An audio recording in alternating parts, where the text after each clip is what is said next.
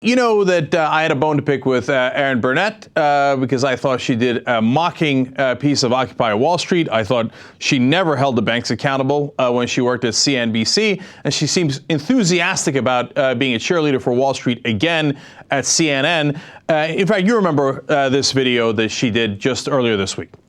Seriously? What are they protesting? Nobody seems to know. Seriously. Seriously. All right. And she went on to mock them in 18 different ways. But don't worry, Erin, you're not alone. The cavalry has arrived in the form of one of your fellow correspondents at CNN, Alison Kosik. And she's got an interesting way of backing up Erin Burnett. She's going to go down to Wall Street, to the New York Stock Exchange, and ask everybody there how much they love Erin Burnett. I'm not surprised by any of this, but prepare to be somewhat revolted. Hi, Erin. Welcome to CNN. CNN's a great place to work. And as you know, I work out of the NYSE, your old haunt. So, you know what? I decided to ask some of your groupie friends, some of your biggest fans, maybe some advice on success. David, you are an old buddy of Erin's. Got any advice for her? Yes, Erin. Continue to be yourself at all times like you were down here.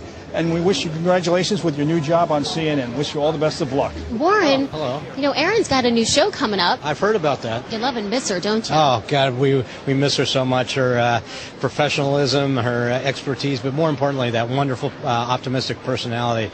Oh, look, I've spotted Alan Valdez. I'm actually one of his favorites, Erin, but I know that you kind of know him, too. You don't really miss Erin Burnett, do you? No, I don't really miss her that much, and you are one of my favorites. You're obviously a groupie here. What's up with that? Well, you know, I used to wake up with her in the morning. Now it looks like I'll have to be having dinner with her in the evening. Watching her show, of course. Without a doubt. That was super creepy. I mean, it was creepy on a lot of different levels, but the most relevant one being, so we've done a report on how much Wall Street absolutely loves Erin Burnett. Gee, I wonder why. Huh. And then it turns out she goes on air and always supports Wall Street and says that protesting them is a terrible idea. And she says, is that what you're going to do? Seriously. All right. Well, at least it's absolutely clear. She stands with Wall Street. Apparently, Alison Kosik stands with Wall Street. Apparently, CNN stands with Wall Street. If that's how you think you're going to get viewers, by appealing to the 99% of us by saying how much you love Wall Street and how much Wall Street loves you, have at it, Hoss. By the way, Alison Kosik is not done. She also tweeted these out about Occupy Wall Street.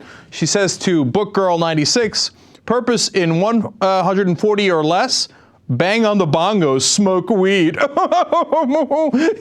You guys are against bankers. We love bankers. They're groupies for us. They keep creepy pictures of us in their jackets. And you guys want to smoke weed and bang on bongos. Well, we're not going to be on your side. You don't even have any money. Here's what else Alison says. Here's another tweet to Jonathan Wald. She says, the list of whines is too long already. So if you're doing a protest on Wall Street, you're just whining. Stop bothering all of her incredibly rich friends. You're making her slightly uncomfortable. What's the matter with you? They were planning on, getting up with Erin Burnett and Alison in the morning and then getting back together with them at night. And you guys have all busted that up or causing trouble with all your whining about how they took all of our money. Cut it out, will you? At least we know where they stand now.